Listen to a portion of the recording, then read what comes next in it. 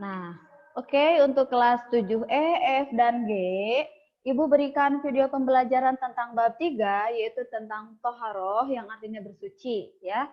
Nah, di sini ada kakak kelas kalian yang sekarang sudah menjadi kelas 8. Tahun lalu Ibu memberikan kepada mereka pembelajaran tentang tayamum ya. Jadi kakak kelas kalian ini sedang bertayamum di bawah masjid. Nah, selanjutnya langsung saja ya. Bismillahirrahmanirrahim. Nah, di sini tujuan pembelajarannya yang pertama kalian harus memahami ketentuan, pengertian tentang toharoh itu apa. Selanjutnya kalian bisa mempraktekkan tata cara toharoh. Selanjutnya lagi kalian bisa memahami apa itu manfaat toharoh. Dan yang terakhir kalian bisa mengamalkan perilaku suci atau bersih dalam kehidupan nyata. Ya, nah di sini ada salah satu gambarnya. Ini adalah mandi wajib, mandi besar. Ini ada berwudu ya, dan ini tayamum. Jadi ketiga di sini itu termasuk alat bersuci ya. Nah, langsung saja kita ke pembahasan. Pengertian atau definisi dari toharoh itu sendiri.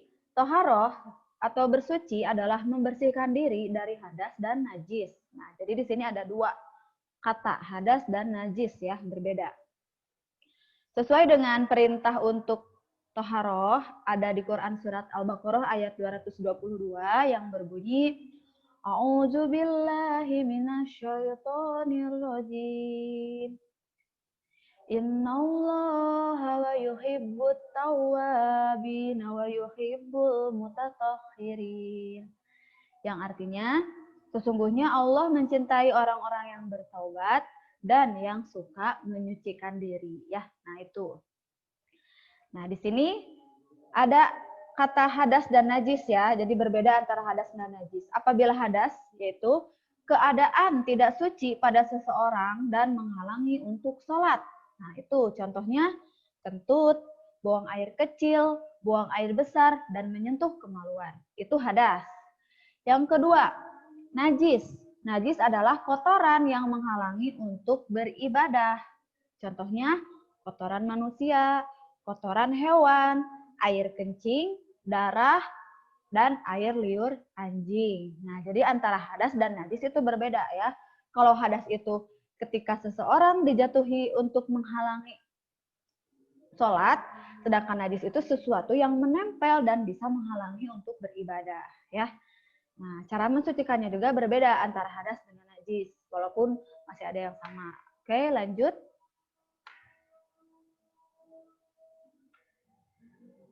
Ya, macam-macam najis dan cara mensucikannya. Nah, ada 3 ya. Yang pertama najis mukhafafah. Ini kategorinya yaitu najis yang paling ringan ya, yang paling ringan.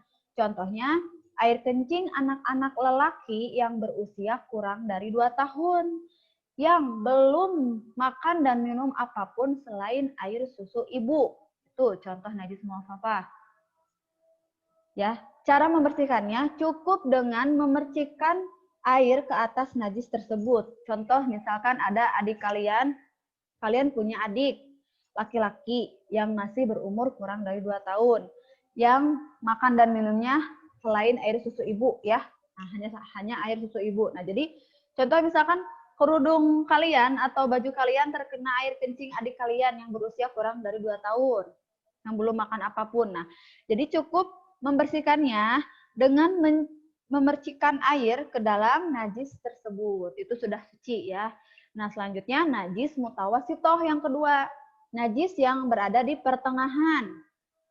Najis pertengahan, contohnya darah, nanah, muntah, kotoran, air kencing, ya, bangkai, cairan yang memabukkan, susu, dan mani binatang tak halal dimakan ya. Nah, itu contohnya. Nah, di sini najis mutawasitoh itu terbagi menjadi 2. Ada yang najis tergolong ainiyah dan najis hukmiyah.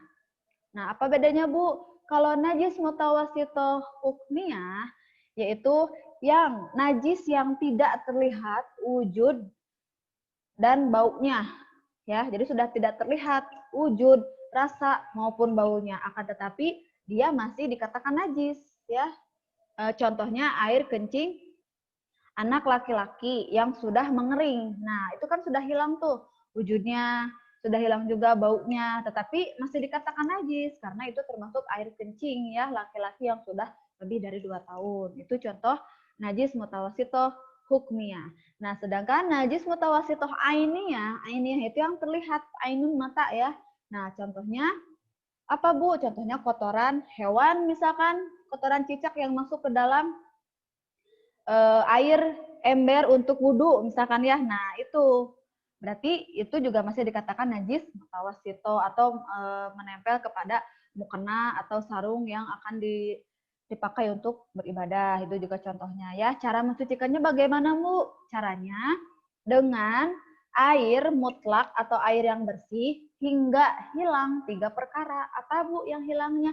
Zatnya, warna, bau, dan rasanya. Jadi dibasuh oleh air yang bersih sampai hilang warna, hilang bau, dan hilang rasanya. Ya, boleh memakai sabun, wangi-wangian itu untuk menghilangkannya. Dan yang terakhir, najis mugoladoh. Ini najis yang paling berat, yang paling tinggi. Contohnya segala perkara yang ada hubungannya dengan babi dan anjing, baik itu air liur maupun kotoran. Ya, cara mensucikannya cukup dengan membasuh sebanyak 7 kali. Dengan salah satu basuhannya ada yang disertai dengan pasir atau tanah ya. Nah, itu contoh najis mughalladho. Selanjutnya, macam-macam hadas. Nah, ada hadas kecil dan hadas besar. Yang tadi najis ya, sekarang hadas. Contoh hadas kecil apa aja Bu? Pertama, buang air kecil atau buang air besar. Yang kedua, kentut. Yang ketiga, menyentuh kemaluan dengan sengaja.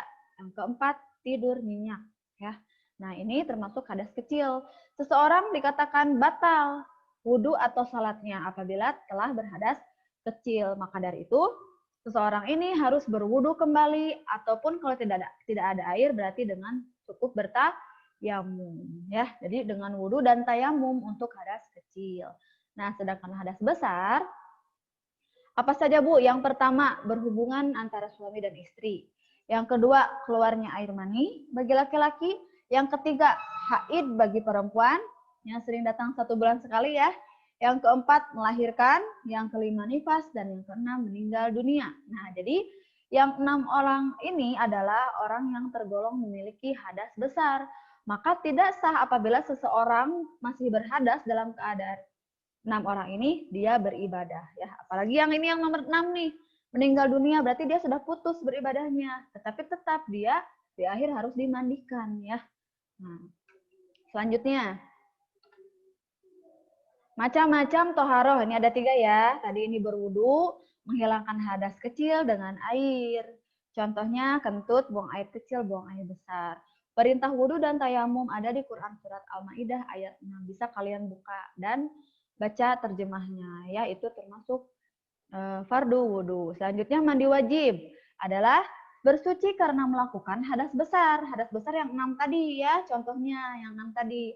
Perintah mandi wajib ada di Quran surat An-Nisa ayat 43. Dan yang terakhir, tayamum adalah sebagai alat bersuci, pengganti wudu dan mandi besar. Nah, jadi kalau mandi besar dan wudunya itu tidak ada air, boleh diganti dengan tayamum. Alat yang digunakan untuk tayamum yaitu debu atau pasir yang suci. Dan dengan syarat apabila seseorang melaksanakan tayamum, yang pertama itu tidak ada air, yang kedua dalam perjalanan, dan yang ketiga sakit apabila terkena air ya. Nah, itu. Selanjutnya macam-macam air. Yang pertama air mutlak.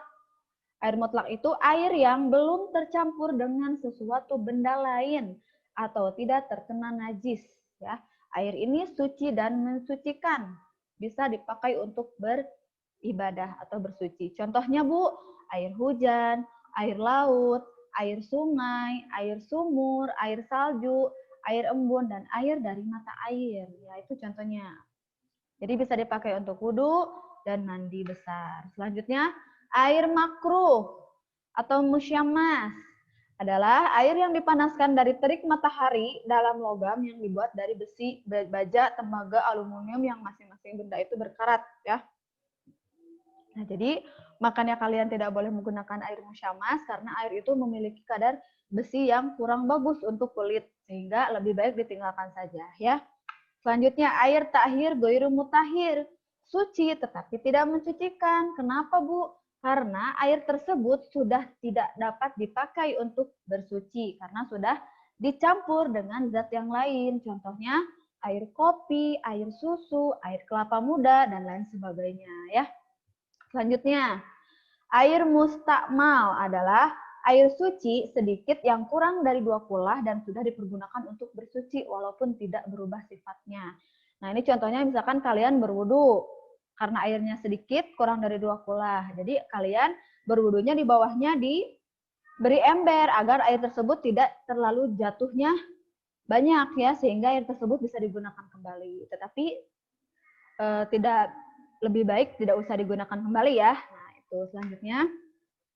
Yang terakhir, air mutanajis, yaitu air yang kurang dari 2 kula, tetapi karena dia terkena najis sehingga dia berubah salah satu sifatnya, baik warna, bau, dan rasa. Ya, akan tetapi apabila airnya lebih dari 2 kula dan tidak terkena najis dan tidak merubah salah satu sifatnya, maka masih bisa digunakan untuk bersuci. Jadi dilihat dulu kadar airnya.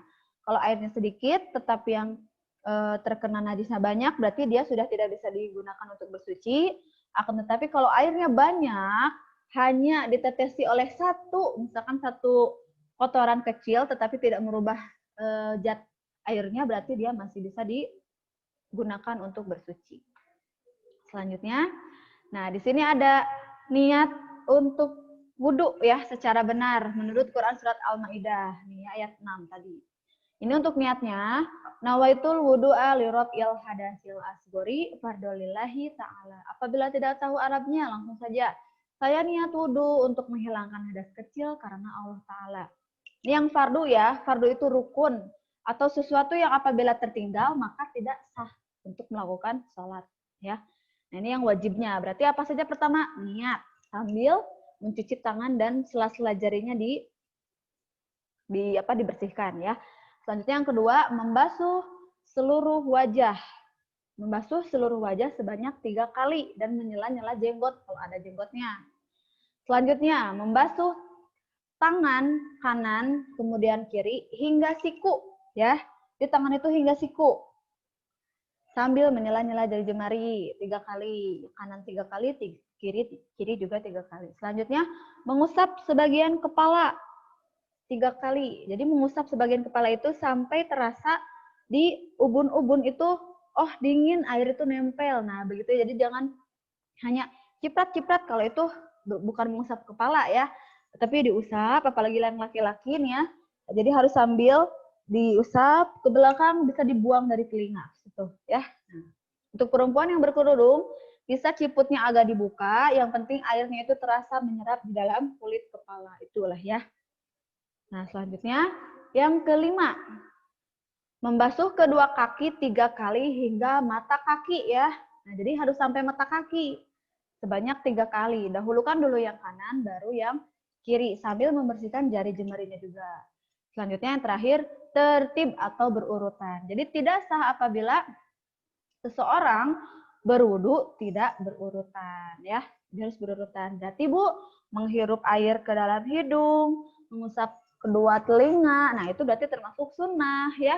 Tidak dilakukan pun tidak apa-apa, tetapi dilakukan akan mendapat pahala ya. Selanjutnya, ini adalah tayamum. Niat tayamum ya. Niat tayamum, nawaitu tayamuma listibahati sholati fardhu lillahi ta'ala. Yang artinya, aku berniat melakukan tayamum agar dapat mengerjakan sholat fardu karena Allah Ta'ala. Nah, ini contohnya misalkan nanti kalian benar-benar mengalami kekeringan, tidak ada air sama sekali, berarti harus bertayamum ya. Ataupun dalam perjalanan yang sangat jauh, bisa bertayamum. Yang pertama, kalian ambil debu yang suci dan menghadap ke kiblat, lalu berniat, bacakan niatnya. Selanjutnya, setelah berniat, sentuh tangan ke dalam debu atau pasir 1 kali, lalu ditepuk, boleh atau ditiup. Seperti itu ya. Jadi agar debu dan tanahnya itu tidak terlalu banyak. Nah, setelah itu langsung diusap ke dalam wajah ya. Ke wajah diusapkan sebanyak 3 kali. Nah, dengan cara yang boleh yang kiri di atas, yang kanan di bawah ya. Nah, nanti dengan bertemu di depan, buang Nah, lagi dibuang sedikit atau ditiup. Nah, seperti ini, bertemu di depan, buang sebanyak 3 kali.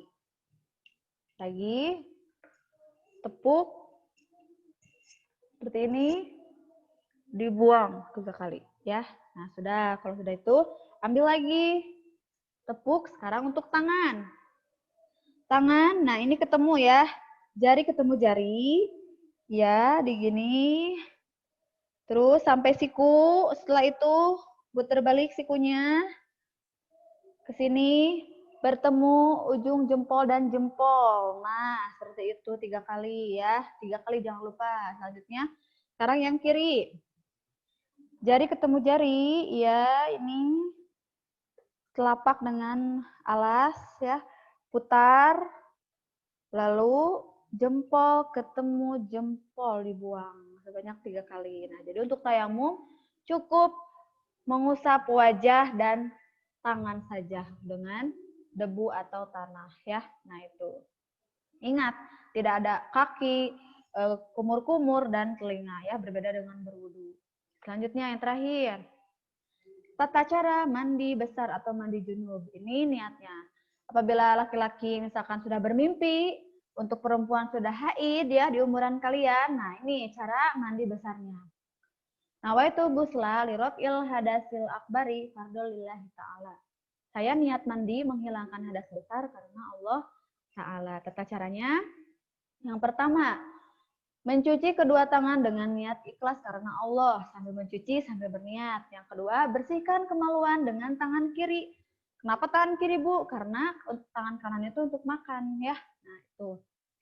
Selanjutnya, berwudu sebagaimana wudu untuk sholat. Jadi setelah membersihkan kemaluan, berwudu terlebih dahulu. Ya, setelah berwudu, baru mengambil air dan memasukkan jari-jari ke pangkal rambut dan wangi-wangian, boleh sampo ya. Nah, jadi mengambil air, mengambil air langsung dibasuh gitu intinya ya. Nah, ketika sudah berwudu, langsung ambil air. Mulai dari kepala sampai ujung kaki itu harus basah semua, tidak boleh ada yang kering ya. Nah, setelah itu pakai wangi-wangian, boleh pakai sampo, sabun ya, dan lain sebagainya. Selanjutnya menuangkan air ke kepala 3 kali, dimulai dari kanan terlebih dahulu, kiri terlebih dahulu hingga merata dan akhirnya semuanya gebrus ya. Nah, tidak ada yang kering tadi kata Ibu. Dan yang terakhir, basuh kaki sampai jari jemarinya dibersihkan, yang dahulukan yang kanan terlebih dahulu. Nah, setelah itu kalian berwudu kembali. Itu tata cara mandi wajib sesuai sunnah Rasul ya. Nah, yang sekarang terakhir, batalnya wudu sama dengan batalnya tayamum.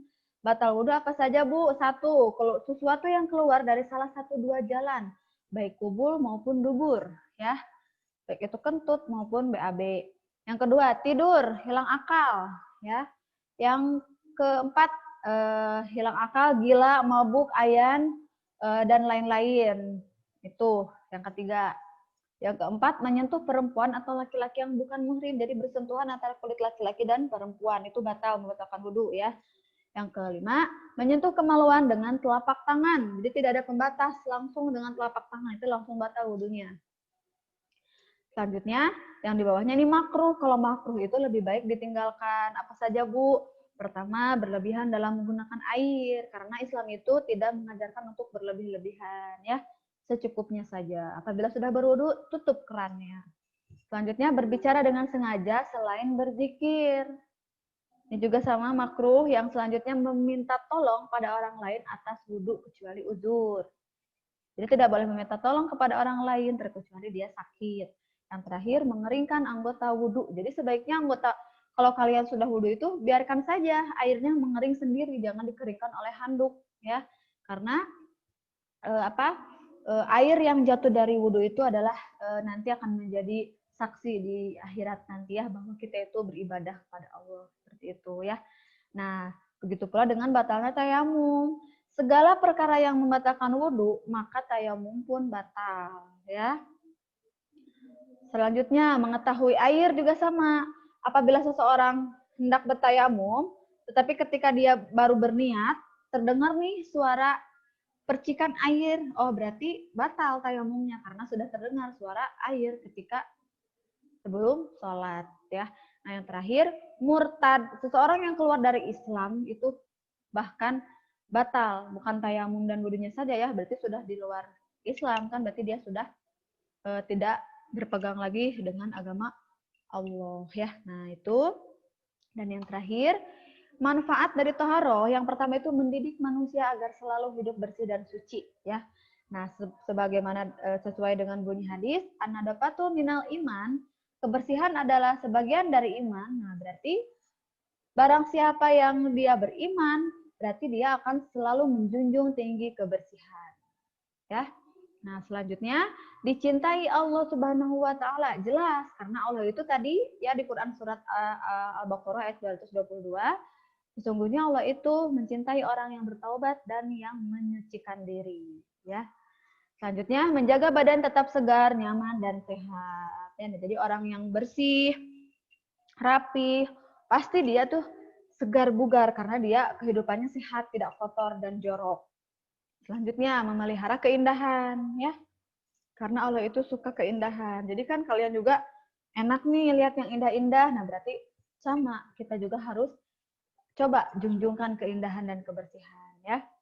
Yang kelima memelihara keimanan dan keislaman. Jadi iman Islam itu harus manfaat dari taharah ya. Jadi terpelihara iman dan Islam kita itu. Imannya jelas, kita bersih ya. Ketika mau sholat, beribadah, kita mencucikan diri terlebih dahulu. Dan Islamnya pun sempurna karena kita beriman kepada Allah. Dan yang terakhir, memotivasi diri untuk lebih bisa membersihkan diri dari noda dosa dan kemaksiatan ya. Nah, jadi kita membersihkan najis tuh dengan suatu alat. Nah, kita juga bersihkan diri kita sendiri dengan beribadah. Nah, mungkin dicukupkan sekian materi bab toharoh untuk kelas 7E, 7F, dan 7G. Mudah-mudahan materinya bisa disimak dengan baik dan jangan lupa langsung dikerjakan latihan soalnya ya. Untuk PTS dipelajari dari bab 1 iman kepada Allah Subhanahu wa taala, bab 2 berlaku jujur, amanah dan istiqomah, dan yang ketiga ini tentang bab toharoh. Insya Allah soalnya mudah. Ibu doakan semoga kalian menghasilkan melaksanakan PTS dengan lancar dan tidak ada halangan dan membuahkan hasil yang memuaskan. Kerjakan soal dengan jujur ya. Kalau tidak dari sekarang, kapan lagi? Semangat selalu, jaga kesehatan dan ikuti protokol kesehatan. Terima kasih. Mohon maaf apabila ada kesalahan. Wallahul muwaffiq ila aqwamit thoriq. Wassalamualaikum warahmatullahi wabarakatuh.